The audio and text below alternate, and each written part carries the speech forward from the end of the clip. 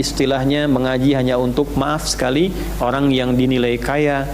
Kalau orang-orang tidak sampai derajat itu nggak bisa ngaji, tidak demikian. Karena Allah akan berikan pelajaran besar melalui surah berikutnya di surah Abasa itu tentang terbukanya semua peluang untuk mengaji bagi siapapun dengan sosok yang terlihat oleh manusia biasa tapi istimewa di hadapan Allah. Sosok itu telah kita bahas di pertemuan yang lalu, Abdullah bin Abi Umi Maktum. Bagaimana perkenalan beliau dengan Nabi, di tempat mana beliau mengaji dengan Nabi, dalam keadaan apa beliau datang kepada Nabi. Sampai situ sudah kita bahas. Yang belum kita bahas adalah tentang turunan bagaimana menyiapkan diri saat akan datang belajar, apa yang diprioritaskan, seperti apa kita niatkan, dan dengan itu dapatlah kita pujian dari Allah seperti Abdullah bin Abi Umi Maktum dipuji dan diabadikan kisahnya di dalam Al-Quran sampai 15 abad sekarang kita pelajari dan kita baca. Demikian yang kita sampaikan, mari kita akhiri mukaddimah ini, kita berlanjut kepada inti bacaannya. Nah, itu yang mau saya sampaikan tadi ya. Jadi jangan langsung disambung dulu kalau belum paham mau kemana arahnya, ya. Wa minan nasi may yaqulu rabbana atina fid dunya. Nah, jangan disambung dulu. Nah, ayatnya bukan begitu, salah kan? Nah, kalau belum hafal diam aja ya. Nah, wa ma lahu fil akhirati min khalaq. Itu yang Al-Baqarah ayat 200. Ada sebagian orang yang tujuan hidupnya hanya untuk dunia sehingga nggak dapat akhirat. Jadi jangan sampai datang ke sini mencari dunia. Niatkan yang betul sebelum dimulai. Cari ridha Allah, ya, dapatkan kemuliaan. Alhamdulillah, Allah perkenankan ada. Kalau tidak ada, niatnya sudah dihitung. Ya, maksud saya, yuk siapkan hati kita sekarang. Hilangkan yang lain-lain, ya. Yang penting ketemu ustaz, yang penting lihat ustaz, itu tepikan aja. Yang penting sekarang kita ngaji. Ya, baru waminhum. Nah, ini favoritnya. Waminhum may yaqulu rabbana atina fid dunya wa fil akhirati wa qina. Dah, alhamdulillah.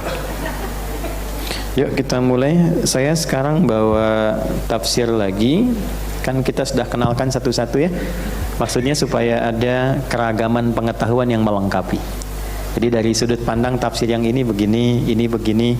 Yang pertemuan lalu kan saya bawakan yang ini, majalis tadarusil Quran. Ini kita ada muktamar. Kami sebetulnya diundang. Saya ini baru dari bandara juga. Saya nginap di bandara tadi malam, kembali ke Bekasi mengajar, diganti baju aja, siap-siap ke sini. Ya, sebetulnya kami diundang di muktamar ahli Quran. Jadi ada ulama Quran 45 orang di dunia. Kita diundang, saya dari Indonesia. Kumpulnya di Mekah. Ada konferensi tanggal 3 sampai 4. Cuma karena kami sudah punya jadwal dan tanggal 22 juga ada di sana, jadi saya izin mengirim utusan 2 orang. Itu tadi malam kami brief dulu di bandara sampai jam 10, baru kita siapkan kembali. Nah, ini diantara yang kita hasilkan dalam pertemuan para ulama itu. Ini nanti ada 3 jilid. Nah, ini orang menyebutnya haqibatul Quran. Jadi ada pelajaran tematik, dikumpulkan secara tematik supaya bisa dikaji di keluarga. Ini nanti insya Allah akan dicetak dalam bahasa Indonesia. Sudah kita selesaikan terjemahannya. Tema-temanya cukup bagus ya. Nah, kemudian ada riset. Kalau nanti teman-temannya ada yang mau PhD, S3, itu ada riset ayat-ayat Quran. Jadi tema-tema tertentu didampingi nanti oleh 1 syekh dan 2 promotor. Nanti temanya diambil, diterjemahkan, Anda dapat gelarnya. Ya, nah ini yang muktamarnya tanggal 3 sampai 4. Semoga Allah mudahkan untuk semuanya. Hari ini kita akan coba pendekatan tafsirnya Al-Imam Ibnu Katsir. Ya, rahimahullahu taala, ini sudah sangat terkenal. Yang belum banyak diketahui, tafsir Ibnu Katsir ini bisa dikatakan sebagai satu ringkasan dari tafsirnya Al-Imam At-Tabari. Yang pernah saya bawa juga ke sini ya. Kalau antum nggak ngantuk tuh pernah di awal. Ya, baik. Pernah kita bawakan ada 16 jilid. Kemudian ini ringkasannya di sini. Metodologinya begini. Kalau Al-Imam Ibnu Jarir At-Tabari, karena masanya lebih dekat ke era-era sahabat, kemudian tersambung ke Nabi, maka lebih banyak riwayat. Jadi tafsirnya tuh kalau Anda ingin belajar tafsir dengan Quran lagi, kemudian riwayat hadis, riwayatnya terperinci. Saya terima dari si fulan sampai ke Nabi, kemudian rinci uraiannya sampai 16 jilid, itu tafsirnya At-Tabari. Tapi kalau Anda ingin dapatkan yang ringkas-ringkas saja, diperkecil dari 16 misalnya menjadi 4 jilid saja, atau dijadikan 2 jilid tapi agak tebal. Nah, maka tafsirnya Ibnu Katsir. Ya, nama tafsirnya At-Tafsir Al-Quranul Azim, tapi disingkat dengan pemiliknya menjadi tafsir Ibnu Katsir rahimahullahu ta'ala. Nanti kita dalami lagi dengan yang lain, kita nanti kumpulkan ya sampai yang kontemporer. Kan yang klasik sudah, kemudian Tanwirul Mikbas yang tersambung ke sanad ilmunya Ibnu Abbas juga sudah pernah saya datangkan. Nanti kita akan ambil lengkapi lagi, misalnya ada Ruhul Ma'ani Al-Alusi, kemudian Tafsir Maraghi, lalu nanti kita punya juga At-Tahrir wa Tanwir oleh Syekh Muhammad Tahir bin Ashur, itu 30 jilid. Ya, alhamdulillah. Baik, kita mulai. Bismillahirrahmanirrahim. Sekarang kita masuk ke ayat ketiga dan selanjutnya. Kemarin di pertemuan lalu kita baru 2 ayat. Mohon izin pada yang baru bergabung, mohon berkenan untuk menyimak penjelasan yang lalu, supaya saya tidak mengulang ya dan terlalu dalam nanti waktunya habis. Kita bacakan dulu, Anda boleh mengikuti. A'udzu billahi minasy syaithanir rajim.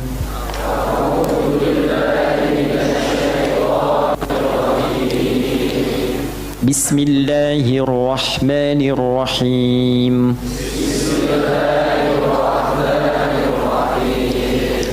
Abasa wa tawalla. Abasa wa tawalla. La, bukan la a.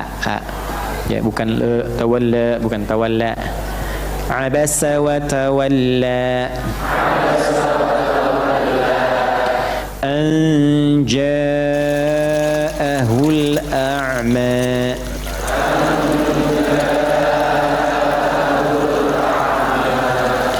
وما يدريك لعله يزكى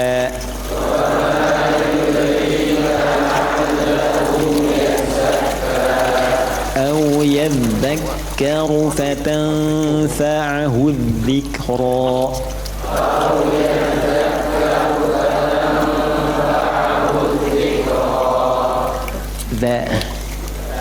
Kalau mau latihan gigit sedikit ini di ujung lidah, gini cara bedakan dengan za, matikan hurufnya. Kalau za, ada sofir tipis di sini. Kalau za, yazakka, yadzakkaru, yadzakkaru, أو يذكر فتنفعه الذكرى. Jangan dipantulin ya, karena itu bukan qalqalah. Dzikra. Nah, jadi bukan dzikr, bukan ya. Kalau qalqalah cuma 5, qaf, ta, ba, jim, dal. Baik. Sadaqallahul azim. Kita 4 ayat dulu, kita sambungkan ayat 3 dan 4 karena tafsirnya ini nanti agak dalam ya, agak luas juga. Baik, kita lanjutkan. Bismillahirrahmanirrahim. Di halaman 688 bagi yang bawa kitab yang sama, saya yakin tidak bawa. Saya sebutkan dulu ya supaya tahu nanti kalau mau dicatat. Qala al-muallif rahimahullahu ta'ala, penulis kitab ini yaitu Imam Ibnu Katsir, beliau menyampaikan tafsir dari ayat ini. Fa'anzalallahu azza wa jalla, maka Allah subhanahu wa ta'ala menurunkan ayatnya, firmannya, abasa wa tawalla an ja'ahul a'ma wa ma yudrika la'allahu yazzakka. Yang abasa wa tawalla sampai an ja'ahul a'ma telah kita bahas di pertemuan lalu. Sekarang kita masuk ke makna wa ma yudrika la'allahu yazzakka, ay yahsul lahu zakatun wa taharatun fi nafsihi. Baik, sebelum sampai ke sana saya ingin masuk ke motivasi dulu dari ayat ini. Seperti diketahui bahwa yang datang kepada Nabi ini adalah seorang sosok yang disifati secara fisiknya beliau tidak melihat. Baik ya, satu. Yang kedua, kondisinya sederhana, orang biasa, sederhana. Jelas? Secara fisik tidak melihat. Lalu di hadapan Nabi itu ada orang-orang yang secara tingkat sosial terlihat lebih tinggi. Orang kaya, punya kedudukan. Fisiknya, terlihatnya secara kemanusiaan itu sempurna.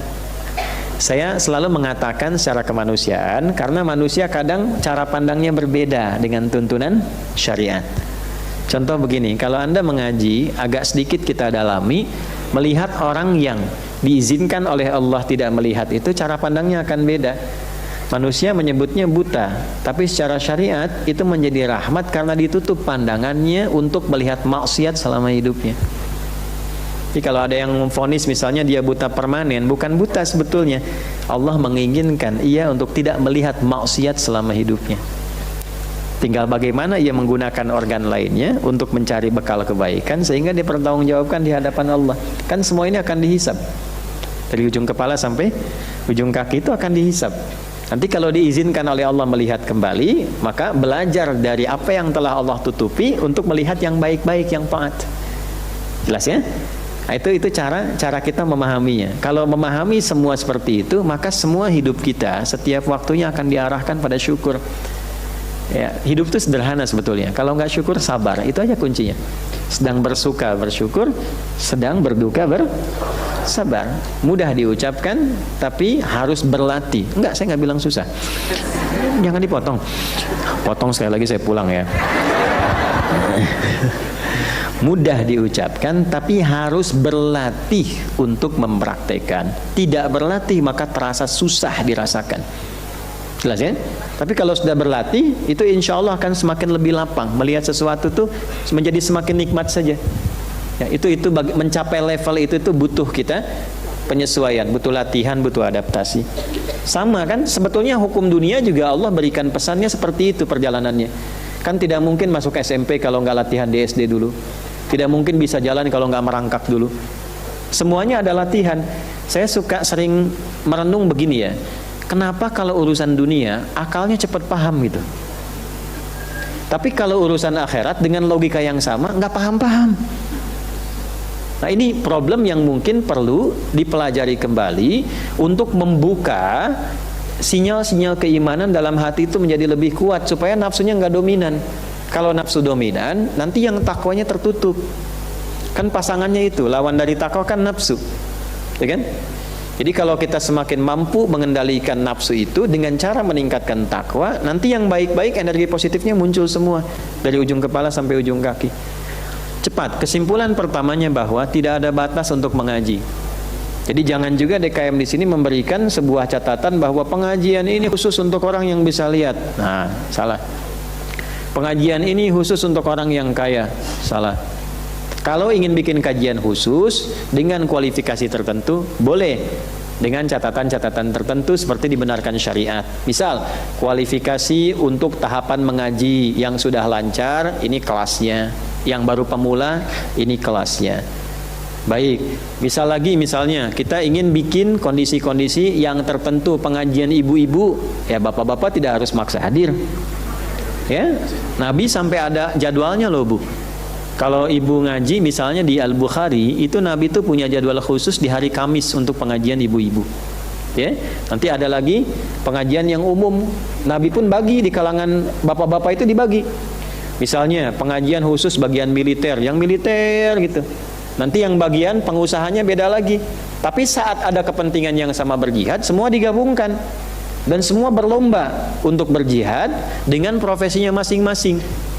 Jadi yang siap dengan tenaganya, siap saya terdepan ya Rasulullah. Yang siap dengan hartanya berlomba-lomba. Ya Nabi saya kudanya, ya Nabi saya panahnya gitu. Ya, kuda dengan kualitas terbaik. Ya kalau sekarang misalnya mobil-mobil terbaiknya lah, saya nggak sebut supaya nggak endorse ya. Jadi yang terbaiknya, yang bagus-bagusnya, yang dikedepankan. Nah itu yang perlu dibentuk kekinian. Nah, jadi kalau ngaji, semua ngaji silahkan. Ada pengajian umum, kalau mau dibikin khusus spesifik sifatnya. Tapi jangan jadikan pengajian umum tapi dibatasi dengan batas duniawi. Ya, jelas sampai sini ya. Nah, jadi termasuk pengajian saya misalnya saat ini siapapun silahkan boleh.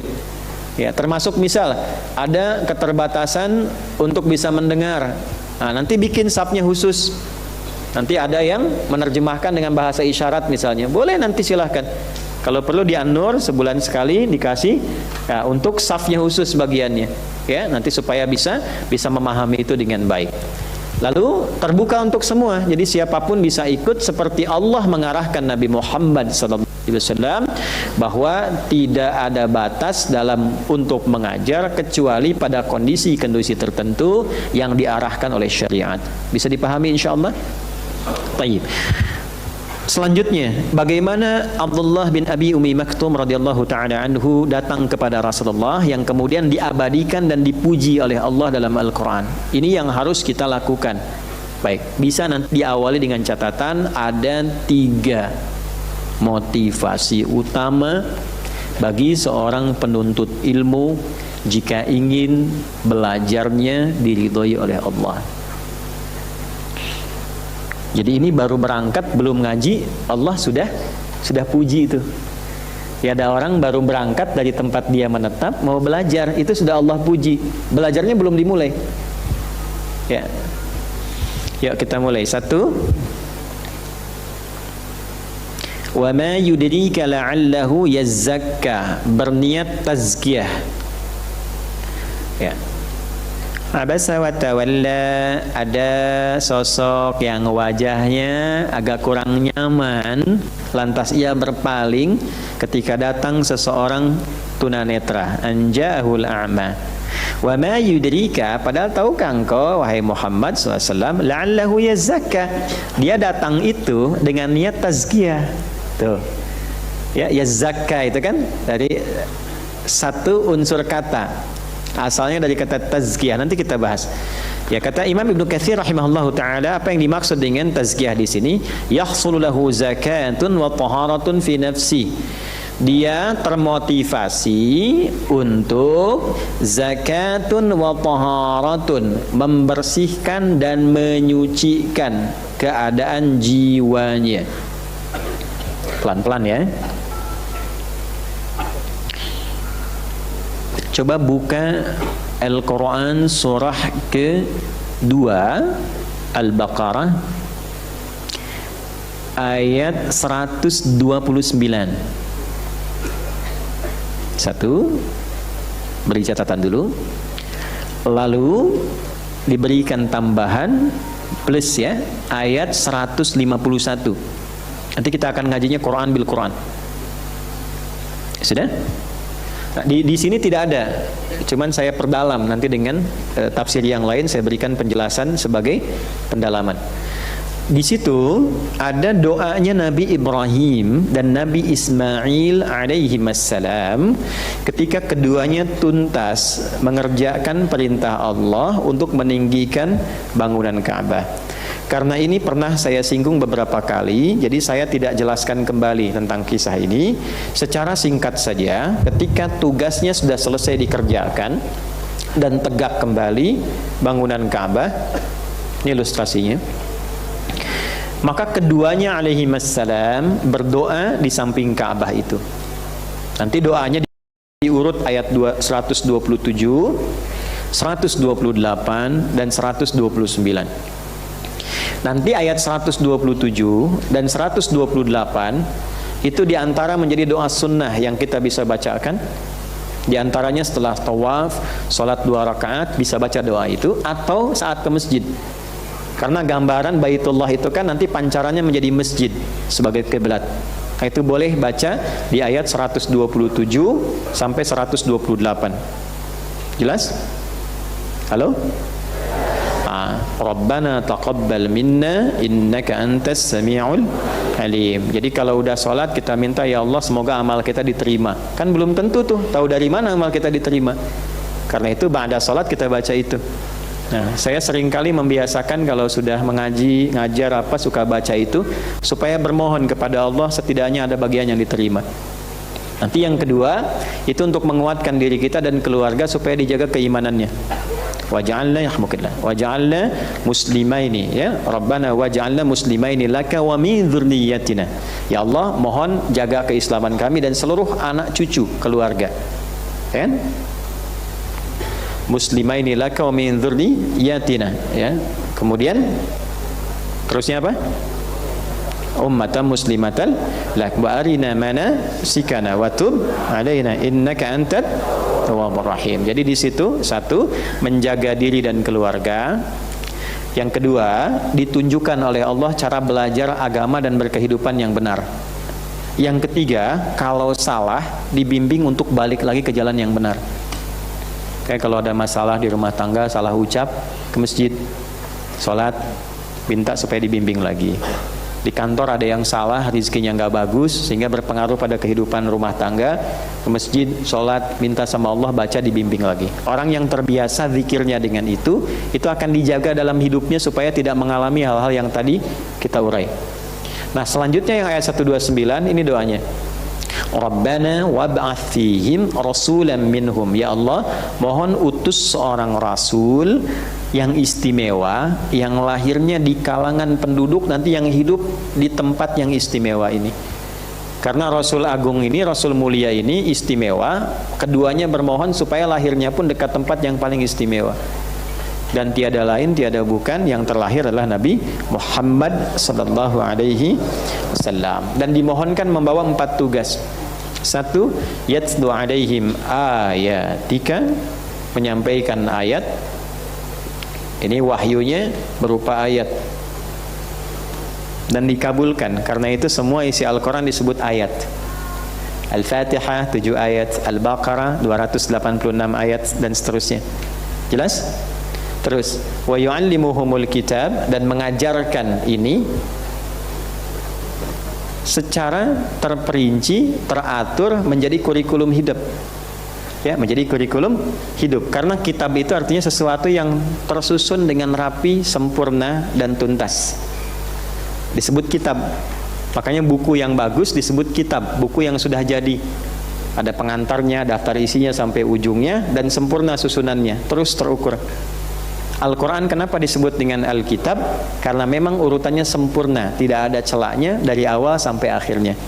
Nah, tuntunan Nabi itu sempurna, jadi nggak perlu ditambah, nggak perlu dikurangi. Al-yauma akmaltu lakum dinakum wa atmamtu alaikum ni'mati wa raditu lakumul Islam Madinah. Nah, yang dibawa oleh Nabi itu sempurna, tinggal kita pelajari yang sempurna itu. Bagaimana turunannya, memahaminya, mengamalkannya. Nah, itu poin-poinnya. Jadi kalau salat subuh itu 2 rakaat sempurna, tinggal jalani aja, nggak usah terlampau soleh pengen nambah 3 misalnya, ya kan? Atau kreativitas yang lainnya. Tinggal cara menjalaninya gimana. Kalau yang kunut dalilnya apa, kalau yang tidak kunut bagaimana caranya, supaya nanti jangan sampai imamnya kunut di belakang bilang bid'ah, atau imamnya tidak kunut di belakang sujud sahwi, kan? Nah, itu dipelajari poinnya supaya kesempurnaan itu terasa dengan baik saat mengamalkannya. Itu maksudnya. Nah, turunan-turunan selanjutnya di sini nanti ada yu'allimuhumul kitab, di sini disampaikan lewat hadis, jalan hidupnya disebut dengan sunnah. Jadi kalau hadis itu kurang lebih begini perbedaannya. Ma usnida aw thabata 'anil nabiy sallallahu alaihi wasallam min qaulin aw fi'lin aw taqririn aw sifatin khulqiyatin aw khilqiyatin, kan? Semua yang disandarkan kepada Nabi, baik perkataan, perbuatan, ataupun ketetapan, atau sifat dan sikap yang sempurna dari perilakunya, itu hadis. Lawan dari qadim. Kalau Al-Quran sifatnya qadim, kan? Kemudian kalau hadis itu sesuatu yang baru. Quran qadim, karena itu Quran bukan makhluk. Jelas? Baik. Nah, kemudian kalau di antara apa yang disampaikan Nabi ini, Nabi praktekkan menjadi jalan hidup yang beliau pilih. Nah, itu sunnah namanya. Ya, dari akar sesuatu yang diikutin. Jadi ada tapak kita ikutin, nah itu sunnah namanya. Jelas? Baik, tapak itu membekas, ada jejaknya, ada asarnya. Makanya yang terambil dari bekas ini disebut dengan ma'thur. Pernah dengar zikir ma'thurat? Ma'thurat itu maksudnya yang disusun jejak-jejak dari kenabian zikirnya ini, disusun menjadi topik-topik, jadi subtopik. Itu poinnya yang ingin saya pahamkan. Jadi nggak semua yang Nabi sampaikan itu Nabi praktekkan juga dalam hidupnya. Tidak semuanya. Nanti kita bisa rinci. Nah, nanti ada yang memang jalan hidup Nabi khusus buat Nabi, ada yang memang kita bisa ikuti yang terbuka untuk kita semua. Contoh yang khusus buat Nabi, tahajud itu wajib bagi Nabi. Sebagai bentuk syukurnya kepada Allah saat beliau diangkat jadi Rasul yang paling istimewa. Nah, bagi kita tetap sunnah. Walaupun kita berusaha tiap waktu bangun, kalau tidak sempat mengerjakan nggak berdosa. Jelas?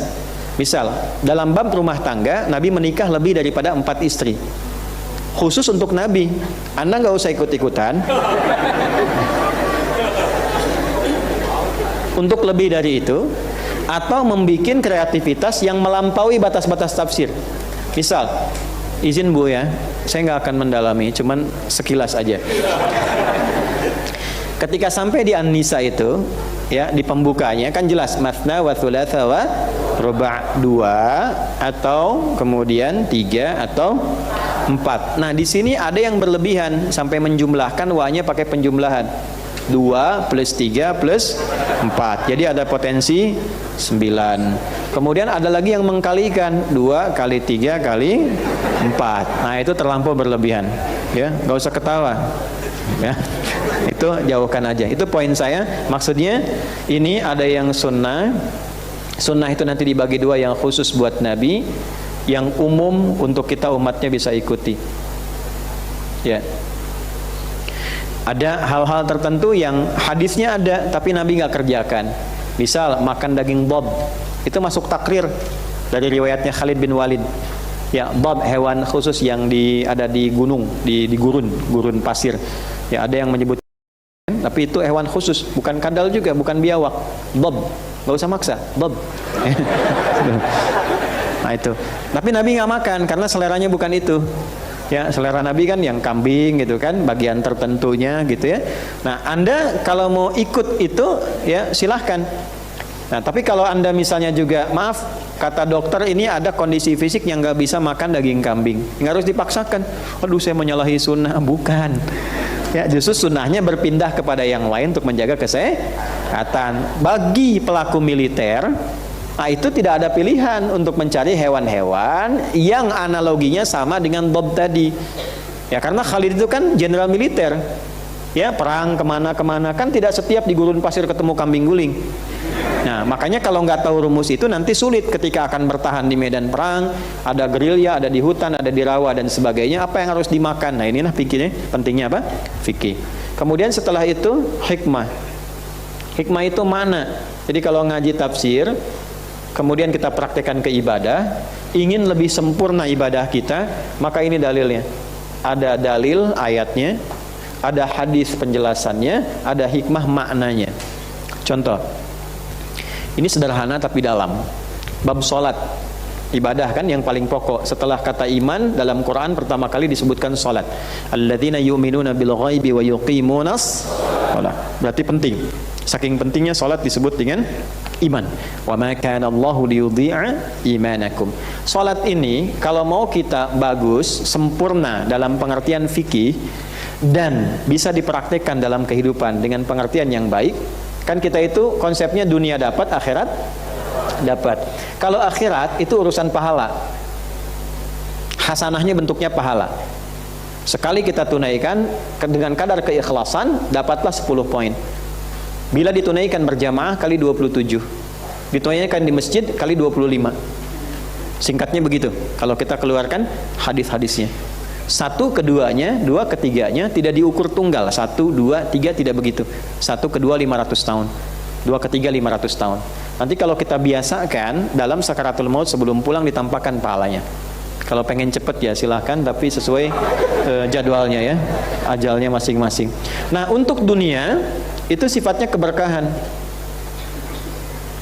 Salat itu membawa keberkahan. Di antara berkahnya itu bisa berdampak pada perubahan perilaku menjadi lebih baik. Inna salata tanha 'anil fahsya wal munkar. Bisa memberikan ketenangan. Saya ulangi, bisa memberikan ketenangan yang lebih kepada jiwa. Ala bidzikrillahi tatmainnul qulub. Nah, zikrullah yang paling tinggi itu salat. Itu di Quran surah 20 ayat 14. Wa aqimus salata li dzikri. Oke, nah jadi ada dampak akhiratnya, ada dampak dunianya. Kalau ini ingin kita dapatkan dengan sempurna, rumusnya 3 itu. Ayat, ini karena ibadah mesti ada dalil. Ada nggak ayatnya tentang sholat ditujukan kepada Nabi? Ada, ya. Wa aqimus shalah wa atuz zakah dan yang lain-lainnya. Sehingga dengan perintah ayat itu ada, Nabi ajarkan lewat hadis. Begini cara menunaikan sholat. Misalnya di hadis Muslim di nomor hadis 397, Nabi mengajarkan kepada Khalad bin Rafi Az-Zuraiqi dari mulai wudu. Idza qumta ila shalah fa asbiqil wudu. Kalau engkau mau sholatnya sempurna, wudu sempurnakan dulu. Artinya kalau wudunya nggak sempurna berpengaruh pada kesempurnaan sholat. Wudu tidak benar, hanya memburu cepat-cepat saja, maka sholatnya pun pasti akan berantakan. Ya, kepala harusnya diusap, ini rambut yang disentuh. Takut. Nah, pasti sholatnya buru-buru, nggak akan nyaman. Itu berdampak. Kemudian tsumastaqbilil qiblah, menghadap ke arah kiblat. Dengarkan instruksi dari untuk yang qamat. Ya, untuk yang qamat. Allahu akbar, asyhadu an la ilaha illallah, asyhadu anna Muhammadar Rasulullah, hayya 'alas shalah, hayya 'alal falah. Qad qamatis shalah. Qadnya di situ takrib. Takrib itu mendekatkan pada sesuatu. Qad itu ada tahqiq, ada taukid, ya, takkid, ada yang takrib. Takrib itu maksudnya untuk mendekatkan. Qad qamatis shalah, salat sudah mau dekat nih, mau kita tunaikan. Maksudnya itu. Coba khusyukkan hatimu. Rasakan mungkin di salat terakhir yang kau kerjakan. Mungkin kau nanti saat sujud boleh jadi itu jalan kau pulang menghadap Allah. Maka hatinya akan beda seperti itu. Oke, nah ini ayat diajarkanlah caranya oleh Nabi dari takbir sampai salam. Jadi ada bacaannya, ada caranya, ada hikmahnya. Hanya problemnya yang ketiga ini jarang dibahas kekinian. Sehingga kita jarang menemukan sekarang orang sholat seperti sahabat Abu Bakar yang baru takbir sudah nangis karena merasakan hikmah dari kalimat Allahu Akbar. Gampangnya begini, maaf ya, maaf sekali lagi, dari sekian ribu kali kita sholat, paham nggak apa yang kita baca dan kita lakukan dalam sholat kita? Jadi selama ini kalau ingin menuntut sahnya sholat saja, selesai dengan membaca dan melakukan gerakan itu sah, selesai. Kalau ngejar pahalanya dan ngejar menghilangkan tuntutan kewajiban, jadi tuntas, kewajiban diangkat. Tapi keberkahan dari sholat itu sendiri karena dibaca tidak dipahami, keberkahannya berkurang. Kehusyuan